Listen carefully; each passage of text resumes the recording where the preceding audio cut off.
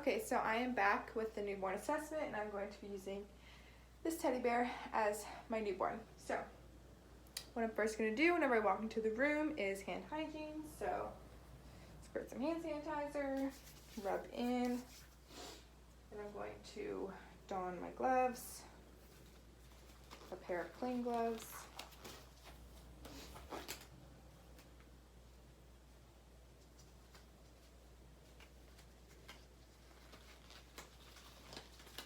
Alright, so to begin this newborn assessment, I'm going to be checking the vitals first. So I'm going to check respirations, and I can do this with my stethoscope. I'm going to go ahead and clean my stethoscope with an alcohol pad. Go ahead and rub that. Okay.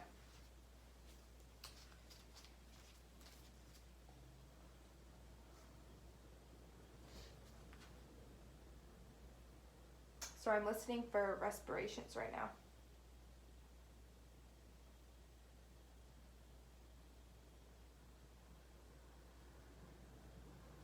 And respirations for a newborn would be about 30 to 60. And next I would check heart rate. And for a newborn, we're going to check heart rate by the apical pulse, not the radial pulse. So I'm going to come underneath here, and I'm going to check the apical pulse. And I'm going to listen for a good minute. On the respirations too, I'm going to listen for a minute. So after a full minute, the heart rate should be about 120 to about 160. Babies' heart rates are very fast, as you can see. And then next we're going to do temperature.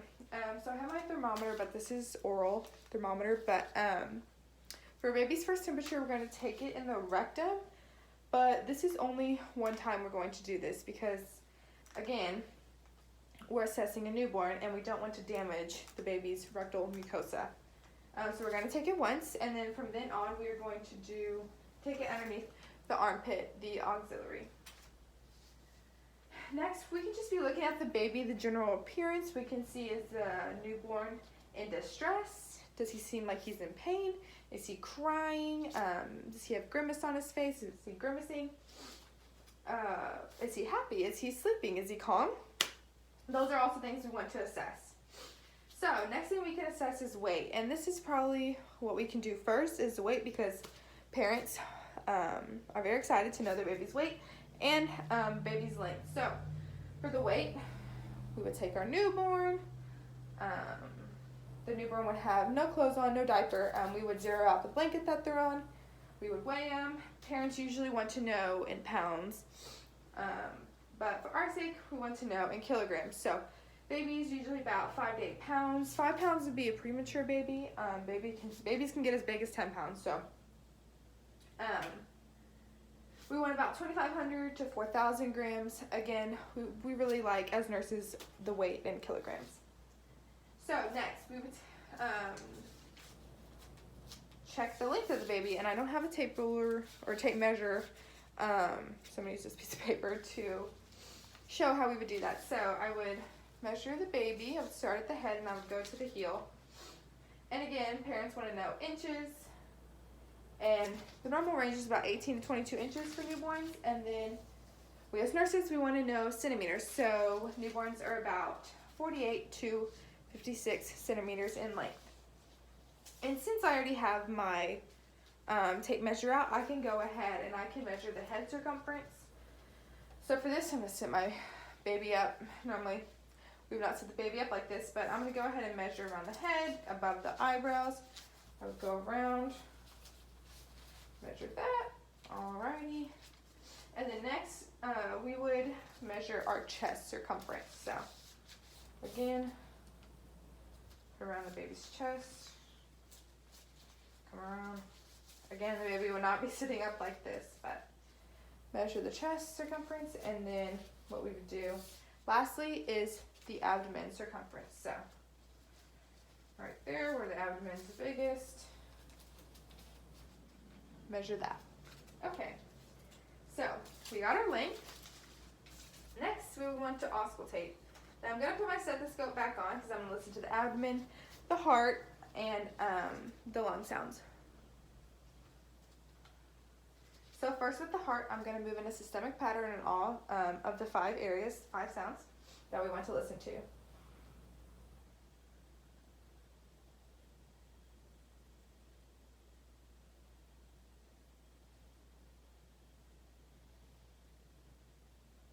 So at this time, we want to be checking for any murmurs, any gallops, anything that just does not sound normal.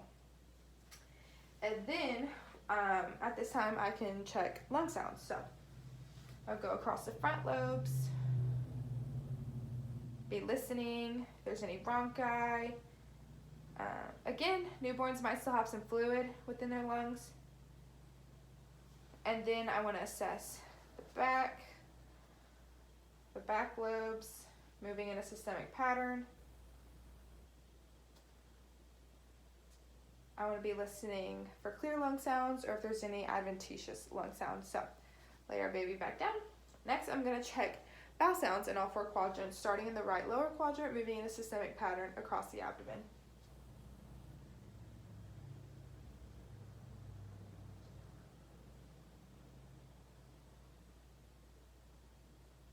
Alrighty, so baby's bowels are active. And then next, we're going to be checking the skin color of the baby. So we want to look, is the baby pink when it comes out? Is it yellow? Do they have a bit of acrocyanosis, which is blue toes and hands, which is normal, but it does not go away within a certain amount of period of time. That can be a suspicious finding, so we need to keep an eye on that. Next, we will look at the baby's texture. Usually babies are very smooth. They may have some dry skin on the hands and feet, but normally very smooth.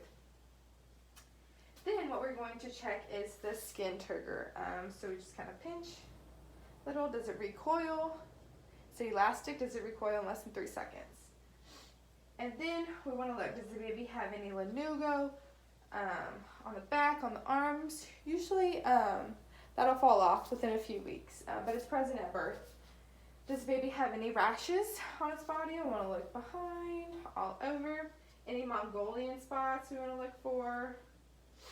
And then the vernix, which covers the baby's entire skin after birth. And usually, you want to get the baby all clean and all nice for the mom and dad. But vernix is actually good for the baby, and you don't want to rub it all off.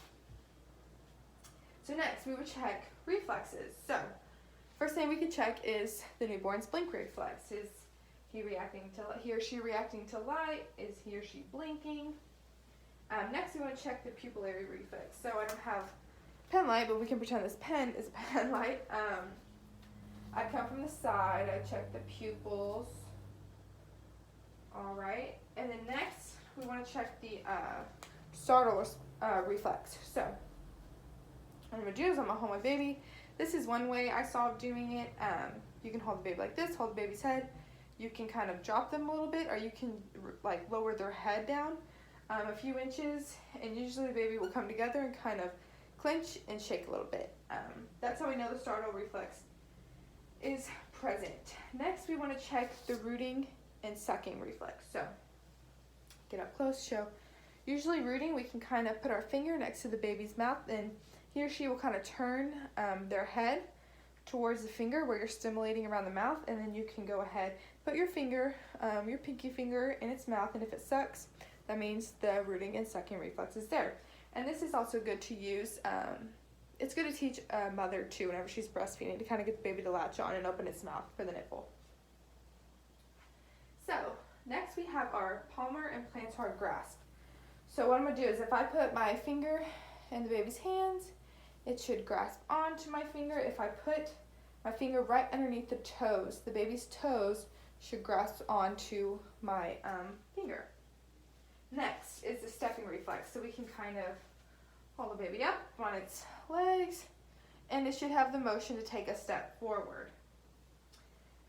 Next is the Babinski reflex. So with that one, I can kind of draw an upside down J, and the toes should come outward, flex outward. Whenever I do that, we don't want the toes to curl in this scenario with the Babinski reflex. So our next reflex is tonic neck reflex. So with this one, if we have the baby move its head, say, to its left, the left arm and leg should extend on that side. So we would see the baby's arm and leg extend on that side, meaning the tonic neck reflex is present. Next, for a prone crawl, we would have the baby face down, and we would see if the baby would even try to crawl forward. Next, we would do trunk incurvation. Again, we could have the baby like this, and if we stimulate the side of the baby, it's, say we stimulate the right side, its arms and legs should move on that right side and be stimulated. So next, we are going to assess the head. So I already took the circumference of the head, but we can just look at the general appearance. And usually, excuse me, babies' heads are larger than their body. They have to grow into it. So we're going to look at the general appearance. Do they have full range of motion? Are they moving equally, turning their head side to side? Again, I discussed the size. It's normally bigger. Is there any molding on top? Usually we'll see this in vaginal births. Kind of like people call it a cone head. Some people get very scared when they see their baby like this, but we have to assure the mothers and the parents that this is normal. However, in C-section births, we'll see a baby with a perfectly round head because they did not go through the vaginal canal, which kind of squeezes the head. We want to check the fontanelles. They should be soft. You have anterior, posterior. That's why we always want to be careful with babies' heads. And then we want to check for a cephalohematoma. Again, and then we want to check, so a cephalohematoma would be kind of just like an enlargement of the head, but it's filled with blood.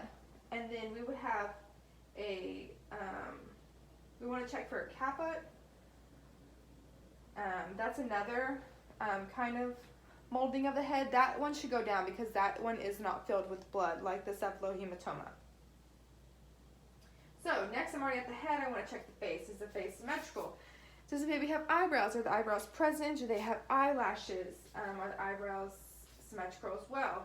Some babies have to get forceps or vacuumed out of the vaginal canal. So there we might have some redness. We probably will see where the forceps were at, or where the vacuum suctioned out the baby as well. We might have those extractor marks on the face. And then next we want to just check for any milia on the face, mainly around the cheeks and the nose. So next on the face we want to check the mouth. We want to check function of the facial, hypoglossal, glossopharyngeal, and the vagus nerves. And then kind of when we do the sucking reflex, we can check the hard and soft palates back there. We want to check and make sure that the uvula is midline. We want to check the tongue. Is the tongue free moving? Is it midline? Is it pink in color? We want to be checking that. So next we can check the ears. So we want to check the baby's ears, the external ears, make sure there's no lesions, no cysts. Again, up in the ears is cartilage. We can feel that. And so if we push the baby's ear forward, it's going to recoil back. That is what a term baby's ears would do. Now, if we had a preterm baby, we'd push the ear forward. It would kind of stay there. However, in a term baby, push the ear, recoils back, just like our ears come right back.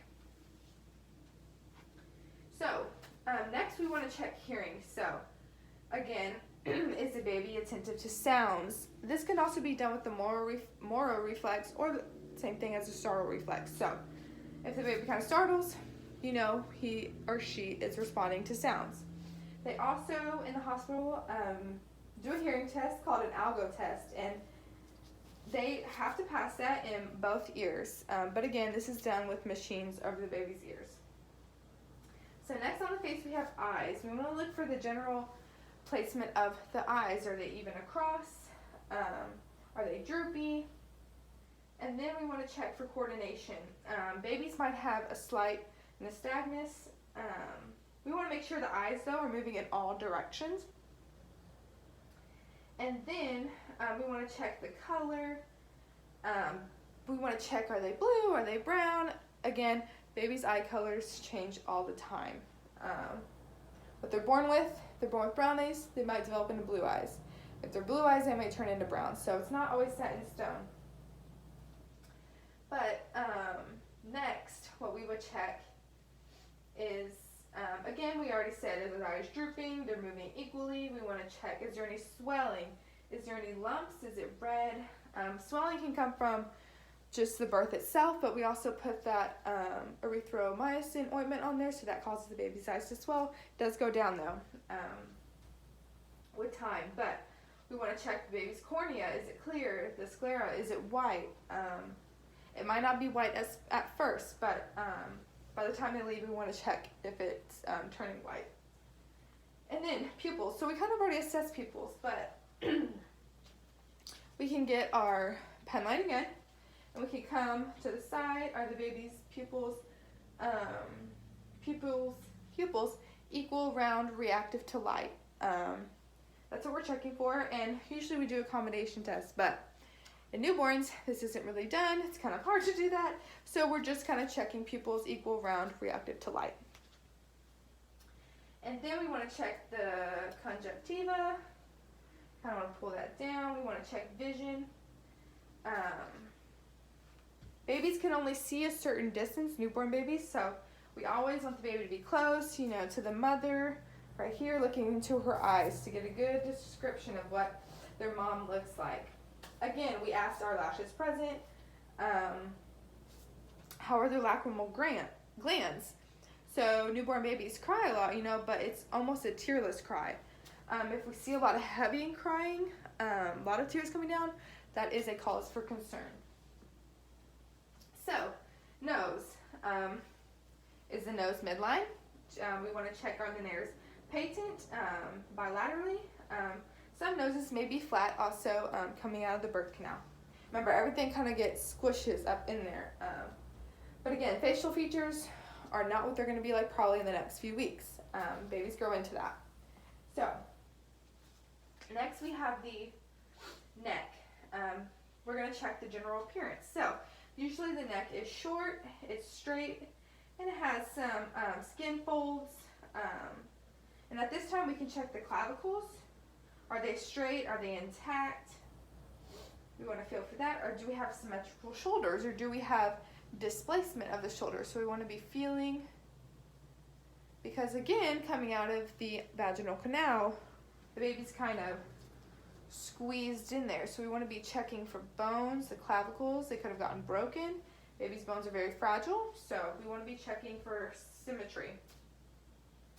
Next, we can look at the chest. Again, we've already done the circumference of the chest. So for a baby, we're going to look at the appearance. So the chest is sort of longer, or wider, than it is long. So they're kind of, let's pick a baby up, it's kind of wider around here.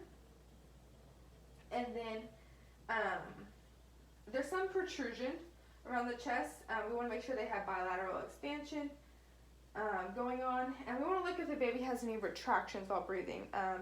This is a bad sign. It could indicate that the baby is in respiratory distress. So we want to be looking for that. We want to also look at the baby's breast when they're laying down around the chest. Baby's breast should be flat, and then we want to look at the nipples. Are they symmetrical? So next we'd move down. We're moving in a systemic pattern, so we just move down. We would check the abdomen, the appearance. There is slight protrusion in the baby's abdomen. Again, we want to check bowel sounds. They should be having bowel sounds every 10 to 30 seconds, and again, we did that earlier in the assessment. We want to check the umbilicus. Again, they're going to have still part of the umbilical cord attached with a clamp. That should be about a bluish-white color. There should be no bleeding coming from that. And with the cord, we want to be checking, is it intact? Is there any drainage? Is there foul smelling? Is the clamp intact? So that's with the cord. And then, as we kind of move down, we want to check the femoral pulses in here. We want to check the inguinal area. Are there any bulges that are felt? We just want to sort of palpate around this area, make sure that it's equal and bilateral. So for the extremities and the trunk, usually the extremities are short. They're often flexed. The baby's knees are flexed. Do our extremities, do they move evenly? Do they move at the same time? Next, we want to check arms. Are they equal? Do they have bilateral movement? Again, we want to be checking clavicles. Are clavicles broken, fractured, displaced? We want to be checking for arm movement. Also the hands, we want to assure parents when they come out they have 10 fingers, 10 toes. I once knew a little baby that came out with an extra little fingers and toes on the side, and those got easily removed. But anyways, we want to assure parents all 10 toes, 10 fingers are there. So next, what we want to do is check the baby's spine. So usually newborns' babies' spines are C-shaped. Next, we can do hips. So again, babies come out, they're squished in there. So we want to be checking for any hip fractures, any dislocated hips. So what I can do is put my fingers right here, kind of on that bone, and I can move their legs out. And if I feel any popping or any clicking, then I know that something is displaced in there. So I'm putting my finger on the pelvic sockets to be able to feel that. And do I hear any clunking? If not, that means there's no displacement. And then we want to be looking for symmetry of the hips as well when we're doing this. And then the legs, are they equal and are they moving around? Usually they're shorter than the arms at birth. And then, again, we want to look, are the feet straight in line? Do they have 10 toes? They have little foot creases down here.